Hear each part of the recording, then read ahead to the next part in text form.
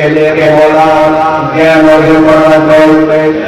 2 নম্বরে ধৈর্য অর্জন করবে। 3 নম্বরে ইখলাস লাগবে। 4 নম্বরে আপনার খালেস নিয়ত ভালো লাগবে আল্লাহ অর্জন করছে। ভালোভাবে সাথে সাথে আর জোরে ভালোভাবে হলে কি হয় কি করবে এলে জ্ঞান বন্ধি। এই জন্য এলে অর্জন করা ফরজ। পৃথিবীর কোন ফরজের কথা লাগে যায়নি, দিয়ে করার ফরজ থাকে দিয়েছেন। এজন্য আমাদের যে কোনো কাজ সে দুনিয়া হোক না সে কোনো কাজ করার আগে ওই বিষয়ের জ্ঞান অর্জন করা ফরজ। 2 নম্বরে ধৈর্য রাখবেন। 3 নম্বরে আমার খালেস থাকবে। 4 নম্বরে আমার ইখলাস থাকবে।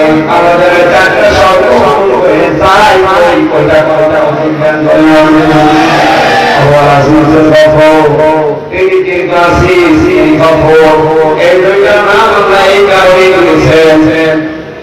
ভালো কাজের ব্যাপারে আমি প্রায় 27টা বিষয় একটা করে তাফসীরে দিয়েছি। তাফসীরে হাফলা মধ্যে আছে 1 নম্বরে ভালো কাজ করতে আল্লাহ সুবহানাহু আয়াতের ব্যাখ্যা করে দিয়েছেন। আল্লাহ লাকুম ওয়ালা তিজারাতিন